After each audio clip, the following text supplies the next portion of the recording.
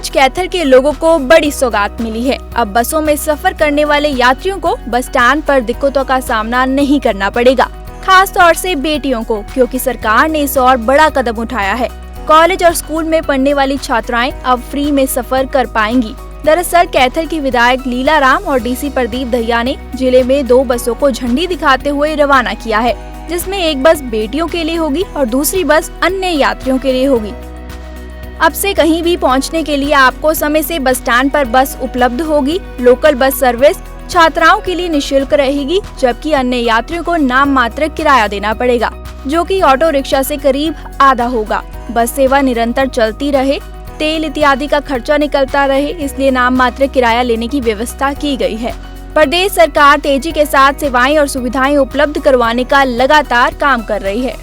ये मैं अपनी तरफ से, भारतीय जनता पार्टी परिवार की तरफ से और कैथल वासियों की तरफ से भी, हमारे डीसी हैं आदरणीय छोटे भाई प्रदीप दहिया जी और हमारे जीएम हैं गर्ग साहब, इनको दोनों को भी बधाई देता हूं और इनकी मैं इस शब्दों में प्रशंसा भी करूंगा कि इनकी सोच है ये कि कैथल के लोगों को, शहरी नागरिकों को, ग्रामीण लोगों को किस प्रकार से सेवा दी जाए और उनको मैं कहूँगा कि किराया रूपी उसमें भी उनको राहत दी जाए।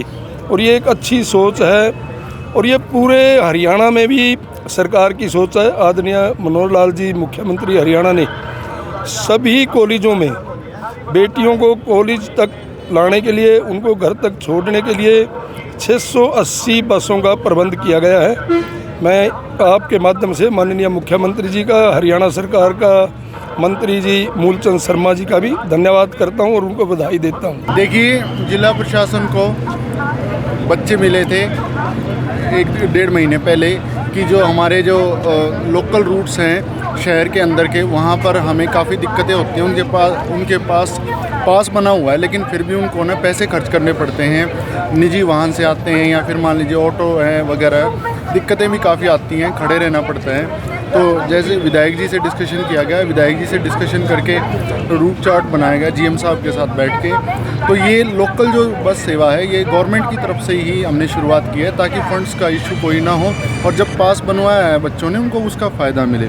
माननीय विधायक जी ने फिर एक बात और कही कि सिर्फ लड़कियों के लिए नहीं, जो जनरल पब्लिक है उनके लिए भी एक बस होनी चाहिए, इसलिए 2 बसों की शुरुआत की गई है। और जीएम साहब ने बिल्कुल एश्योर किया कि इसको वाइबल बनाएंगे, बिल्कुल अच्छे व्यवहार के साथ, अच्छे एनर्जी के साथ ये इनिशिएटिव लिया गया है। हम उम्मीद करते हैं कि इससे शहरवासियों को फ़ायदा होगा। जो पैसे लगने हैं वो रेट्स जो रोडवेज़ के होते वही होंगे, जिनका पास बना उनके लिए वो फ्री हो जाएगी। सर, कुछ साल पहले जो है उनकी आशंका है कि कभी दोबारा से बंद कर दिया जाएगा। विद्या वाहिनी एक प्राइवेट इनिशिएटिव था, खुद का देन ऑफिसर ने लिया था। इसमें हमने यही ध्यान रखा है कि फंड्स की कमी की वजह से ऐसा नहीं होना चाहिए। और जीएम साहब ने जैसा एश्योर किया है, इसमें जैसे जनरल पब्लिक यूज़ करेगी, पैसे देगी, तो उसका खर्चा निकल जाए। इससे हम प्रॉफिट की नहीं सोच रहे, इससे हम लोगों को सुविधा देना चाहते हैं, इसीलिए गवर्नमेंट का इनिशिएटिव किया गया।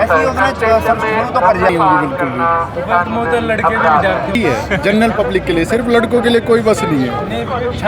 नहीं, 2 बस चली है। बस पास होने के बावजूद कॉलेज की छात्राओं को दूसरे यातायात के माध्यम से सफर करना पड़ता था, लेकिन अब सरकार ने इस समस्या से निजात दिलाने का काम किया है। अब तक सरकार की ओर से कॉलेज में पढ़ने वाली छात्राओं के लिए 680 बसें चलाई जा चुकी हैं, जिसके बाद अब इस सुविधा से शहर की बेटियों के साथ साथ बाकी लोगों को भी फायदा मिलेगा। बेटी बचाओ बेटी पढ़ाओ के नारे को भी सरकार पूरी तरह से अमल में लाने की भरपूर कोशिश कर रही है।